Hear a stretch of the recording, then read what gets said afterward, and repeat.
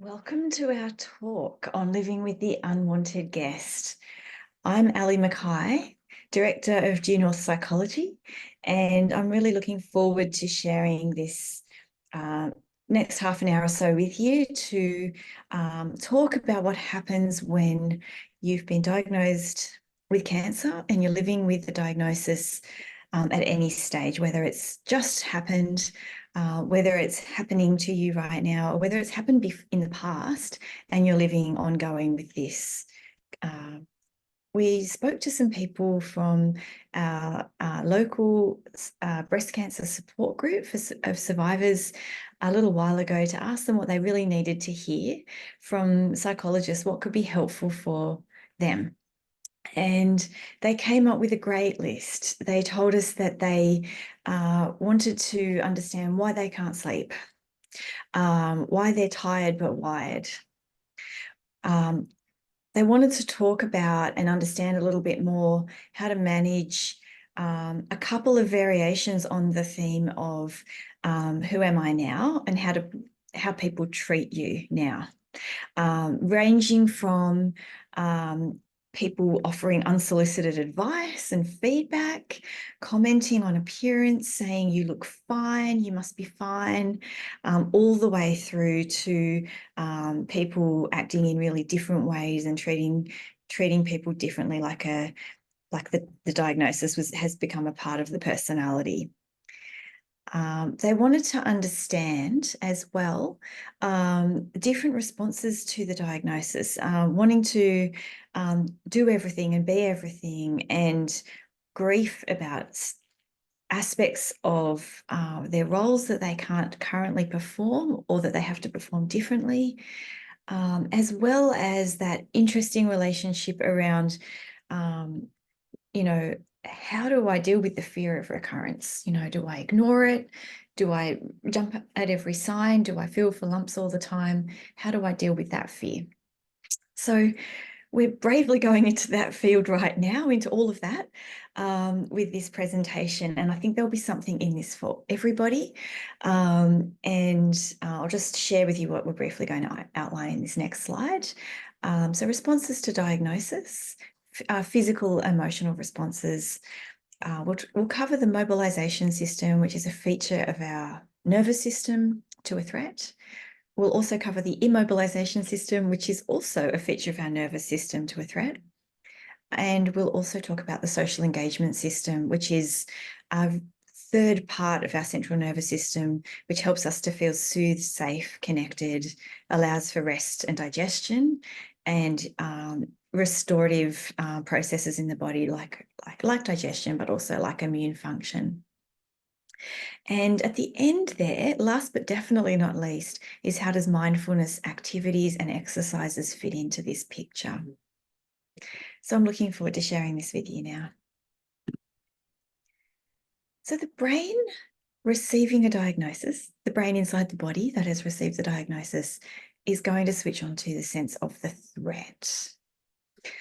This unexpected, unwanted piece of information is going to be received as such, as a threat to the system. And as such, our brain in survival mode has got a series of predictable responses. So this is a little bit of information just to put you in the picture about how the human body responds under any sort of threat. And you might even recognize this from other aspects of life as well. When we receive some threatening news or information, a particular thing that we need to deal with, whether it's known or not known beforehand, we have an immediate flight, fight, freeze, please response, which is the central nervous system's immediate response. That's an elevation of heart rate, breathing rate, a shutdown of digestion and the rest functions, and a desire to get that problem fixed as quickly as possible. As a threat response and a physical response to that threat, we understand that from evolutionary psychology in terms of this body that we have and this brain that we have are geared more towards a physical survival system, where the threat's more likely to be a predator who wants us for lunch. And so our responses tend to be very physical, heart pounding, shortness of breath, that kind of thing. Arms and legs very mobilized, lots of cortisol and adrenaline in the system, ready to run away from that physical predator so that we're not eaten. Emotionally, we have a correlationary emotional response: fear, anger, worry, even sadness. And cognitively, our thought process tends to focus on the threat. So we'll go into this a little bit more, but it can lead to overthinking, underthinking, even brain fog.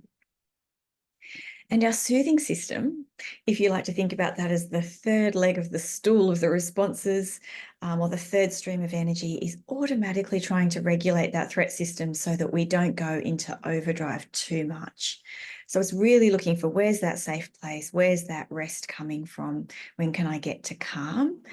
And this can also overact because of the overactivation of the threat system, the adrenal system, and lead to some more dulling or avoidance. So as you can imagine, physical, emotional, and cognitive changes are mediated by biochemical pathways and hormones. They're very automatic. And so the hormonal system, the regulatory systems that are kind of all behind the scenes in that biochemical sense are all very activated. Here's a little bit more of a graphic about that. The mobilization system in the middle there, it allows us to act in terms of, we call that the flight fight response. Everybody has sort of heard of that, but that elevates our sense of action and mobilization, and leads us to perceive that the situation is ongoingly threatening or stressful. The immobilization system is the part that feels like, if this is so life-threatening, we better shut down. There's nothing I can do. It can lead to a feeling of despair. So rather than mobilization, it leads to a sort of flat, almost heavy feeling. It can feel like your legs are in concrete. And then the social engagement system is this third response, usually not the first response, to be honest, when there's a diagnosis, and for good reasons.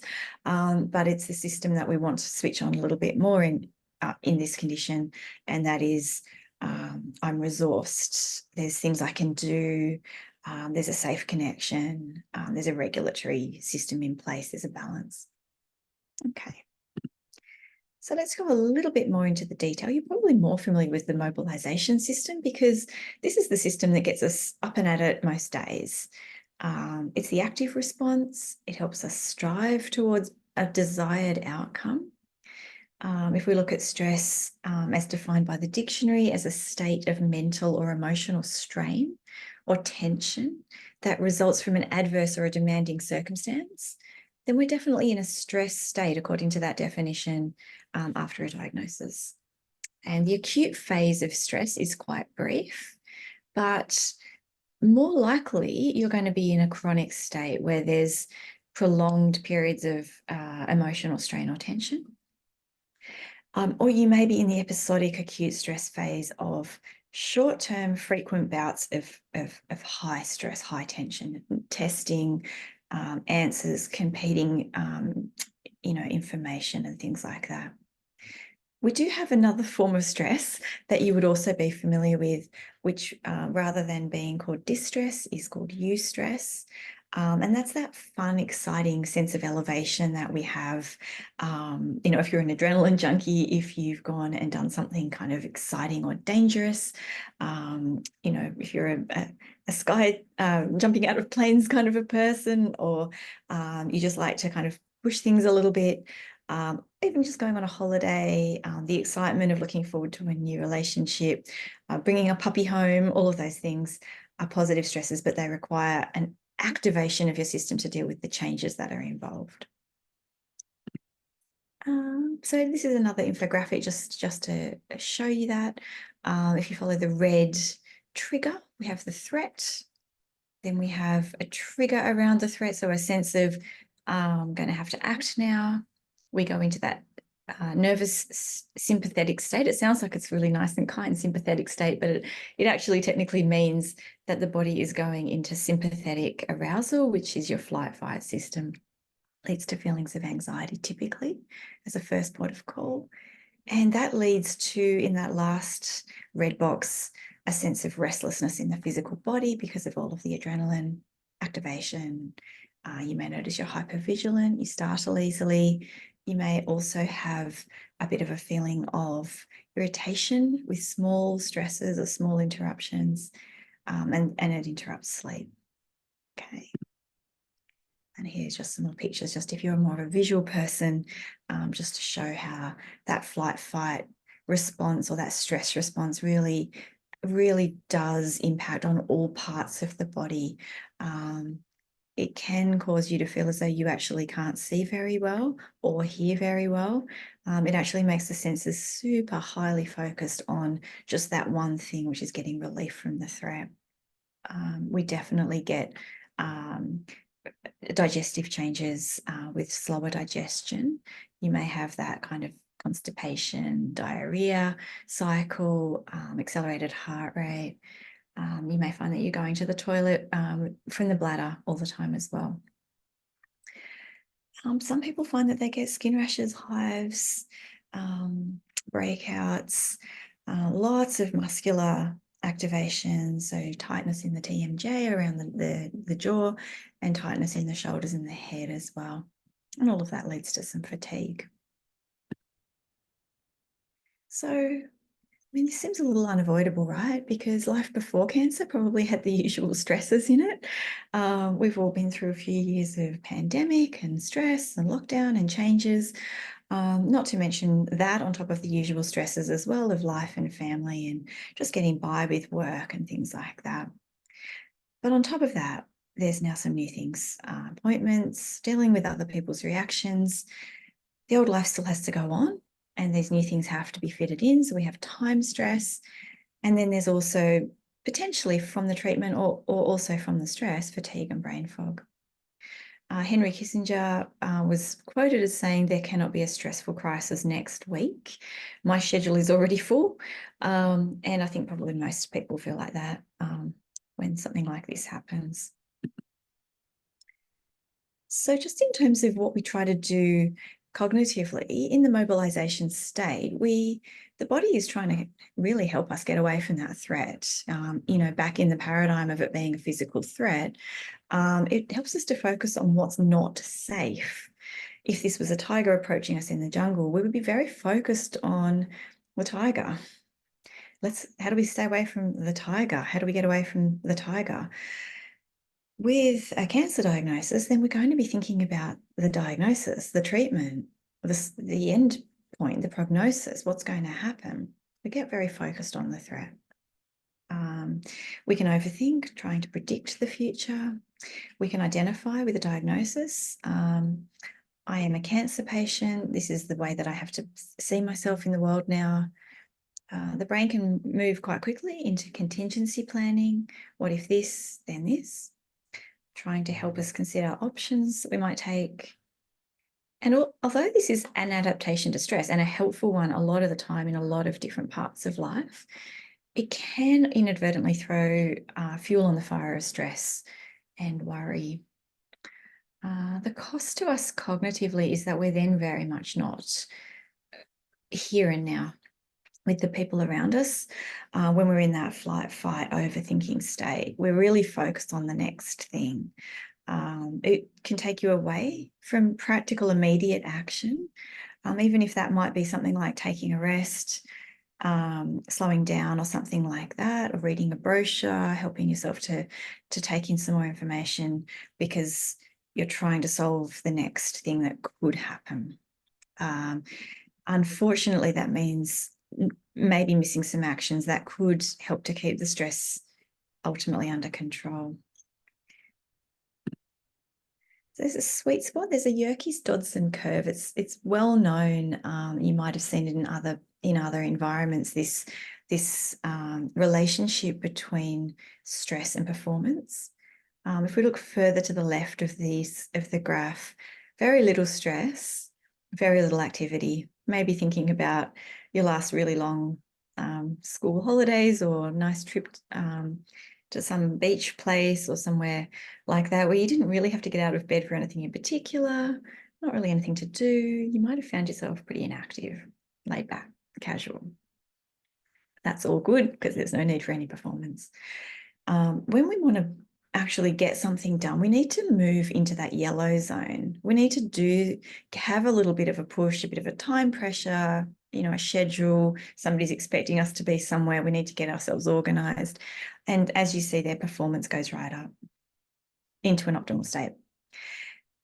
Right up to a point where it's a bit too much. So if we go into the orange state, when stress goes on for too long or is too much too soon, we get that overload state. So this is starting to decline performance.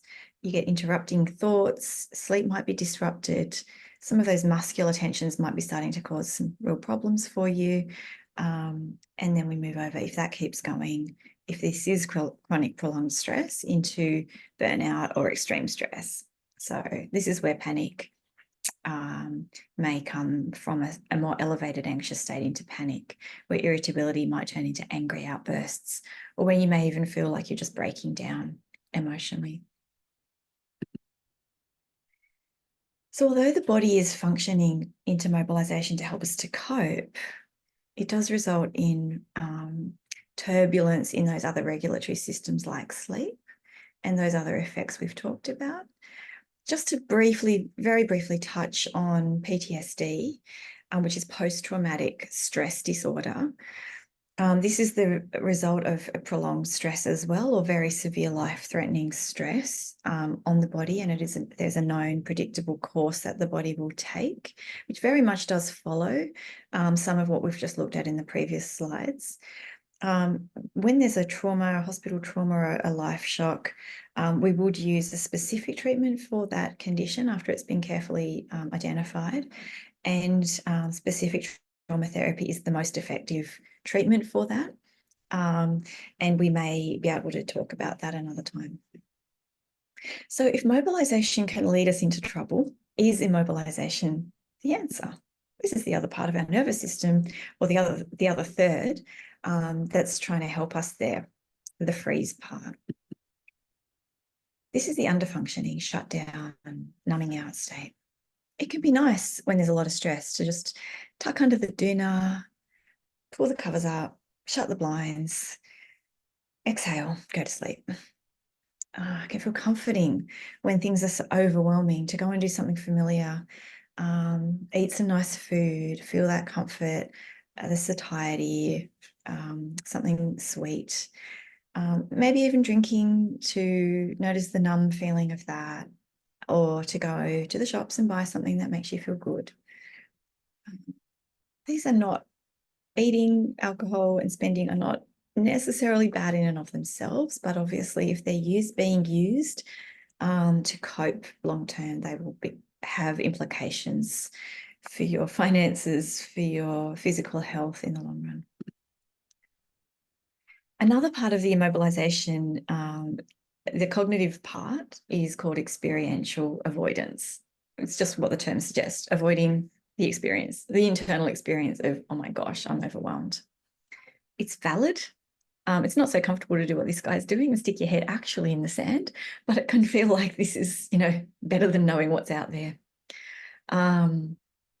Unfortunately, it will also have serious side effects, just like the mobilization system, if it does go on too long or it's the only tool in the shed.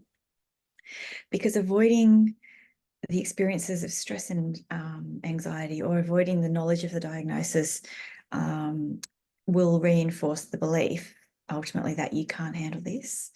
And that can become a problem later on for a sense of agency and autonomy and control, which is really important. So I've included here some quotes from people who have taken part in research, who've gone through a cancer diagnosis, and their own experiences of their thought process, particularly around the experiential avoidance, which is so common and so much part of your nervous system. This person has said, I might just get in the car and do my shopping and it's gone. The thoughts are gone. I just put it away and I don't want to think about it anymore until something else comes up. You can almost feel the relief in this person's tone. The immobilization also can cause us to just distance ourselves a little bit from the news. When you're feeling as though the jigsaw pieces are just too hard to put back together, your body's not what it was, your life's not what it was, then immobilization is kind of running to the rescue here for you. This person has said, I don't want to tell anyone I'm like this. I don't want to talk about it to strangers because I feel people would start to feel sorry for me. I don't want any of that. I don't think I've changed that much as a person. I'm still the same person, even if I've got this disease. That's probably why I don't want to talk about it to anyone. And again, you may understand and relate to this a lot.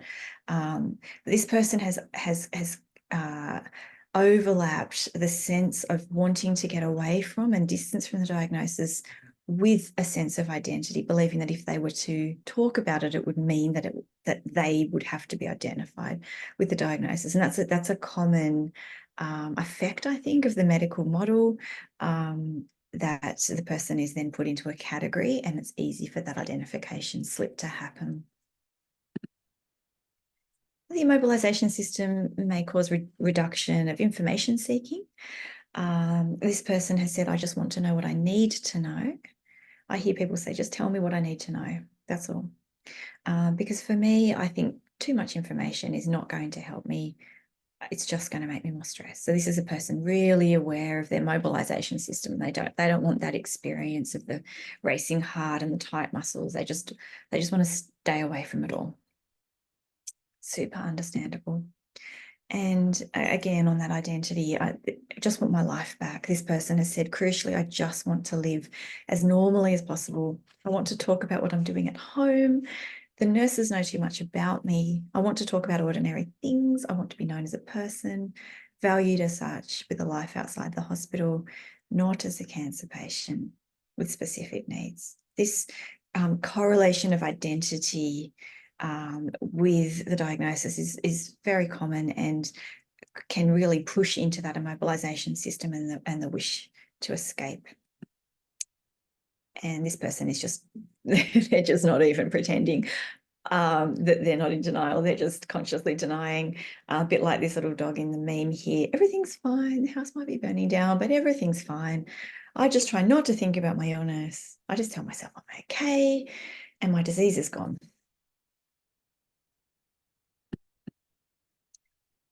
So looking at the research, what's best? Some people found that as denial increased, the distress decreased. So that's one point for immobilization. However, this is unfortunately time limited. High levels of emotional avoidance or experiential avoidance are associated with increased anxiety overall and depression and symptoms of distress and grief, as well as ultimately poorer quality of life, partly because of those things, not information seeking, distancing, not talking about it, maybe helpful things. And they can actually really increase the fears of recurrence, but it just gets buried a little bit.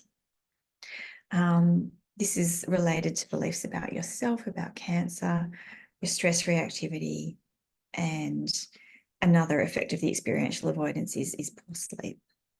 It's paradoxical, but that's what happens. So just leading into sleep, because this was a really big topic for the ladies that I spoke to. We need, in order to sleep, a sense of safety. If I go back to that evolutionary psychology idea that we're basically physically and kind of structured chemically to deal with predators that might eat us. If we are going to be sleeping in our cave at night and there's a tiger out there, we're not going to get much sleep.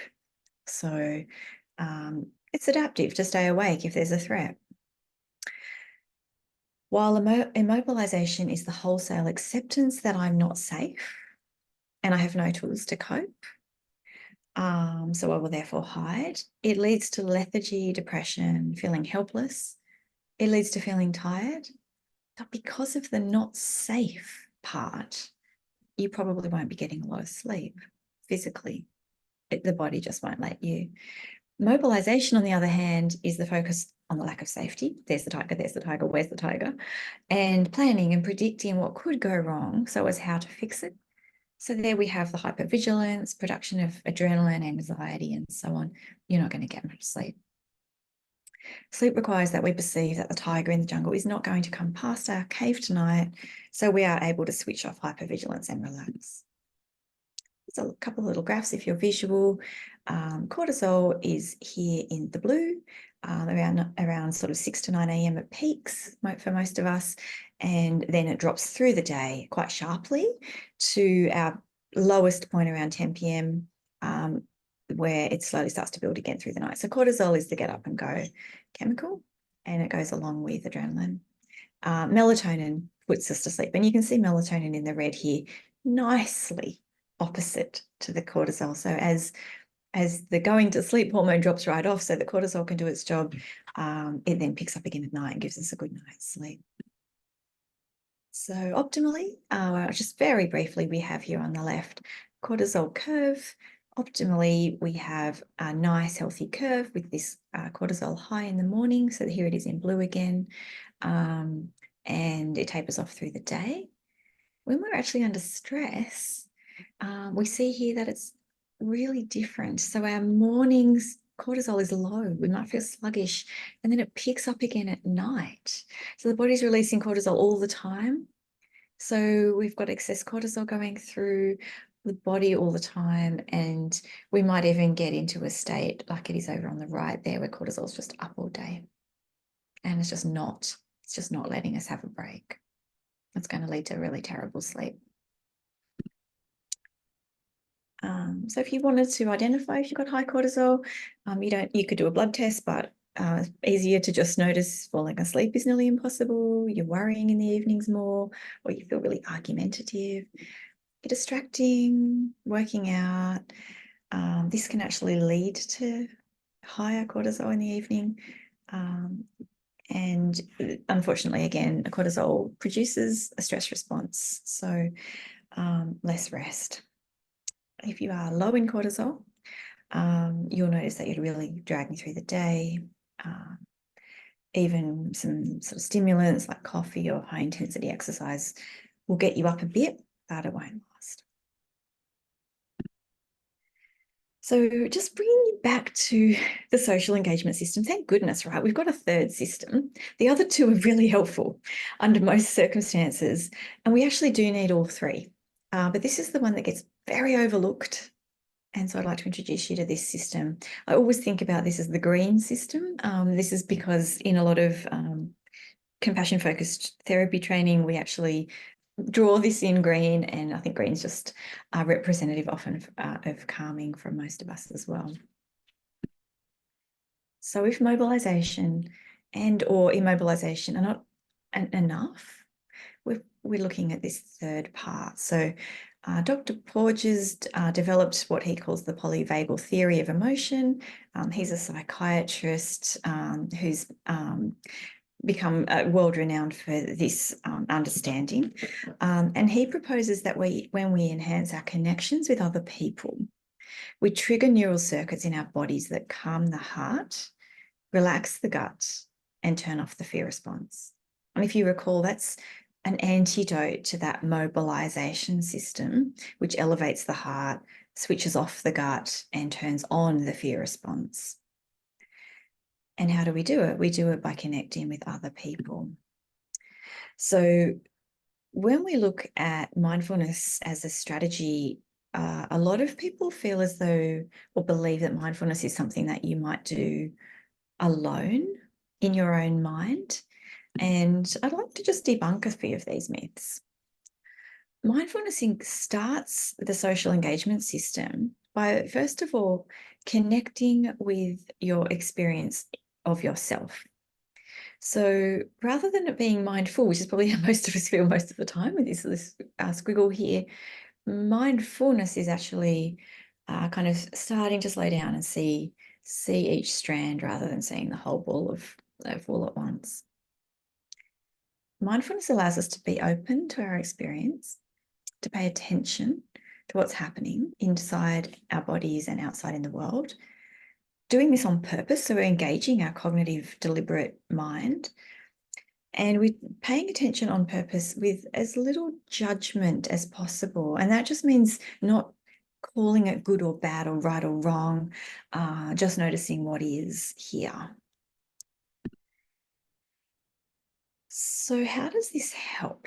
The mindfulness strategies can, based on the concept of stimulus and response. If we look at the fact that between a stimulus and a response, so between something happening, say a door slamming, and you jumping, there is a space. And even in an automatic response like that, we're aware of it. There is a pause. There's a power to choose our response.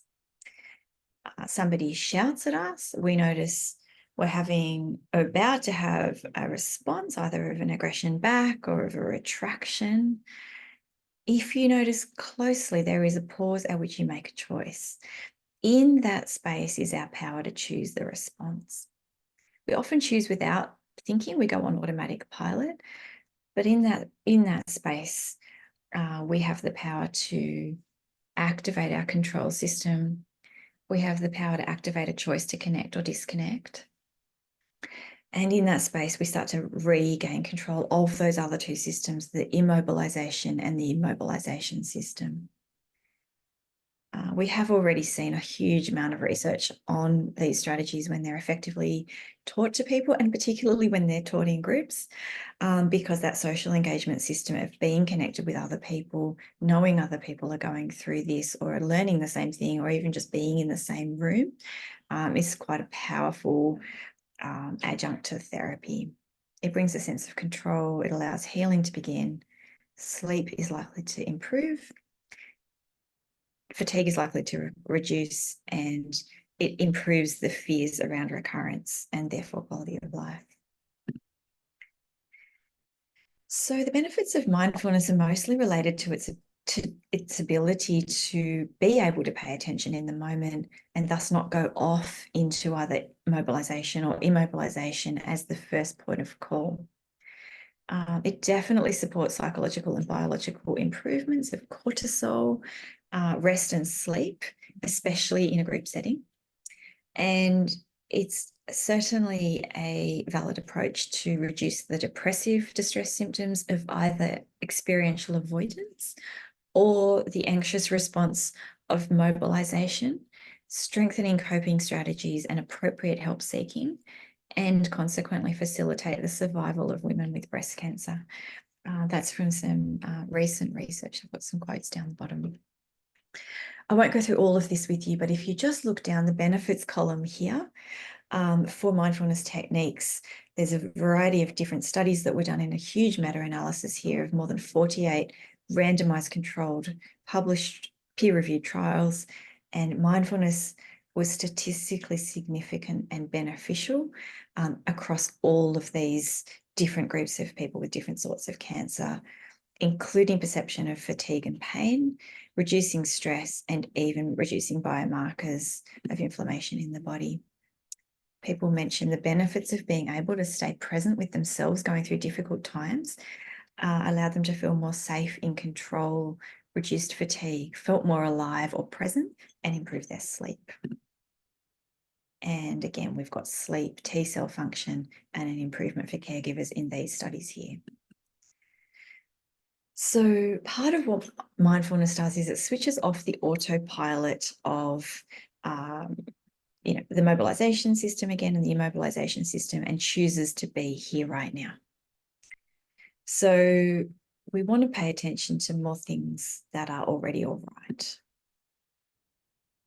In Full Catastrophe Living, John Kabat-Zinn, who's the meditation teacher, psychologist, and creator of our modern day mindfulness-based stress reduction programs, he said here, one very important domain of our lives, an experience that we miss, ignore, abuse, or lose control of as a result of autopilot is our own body.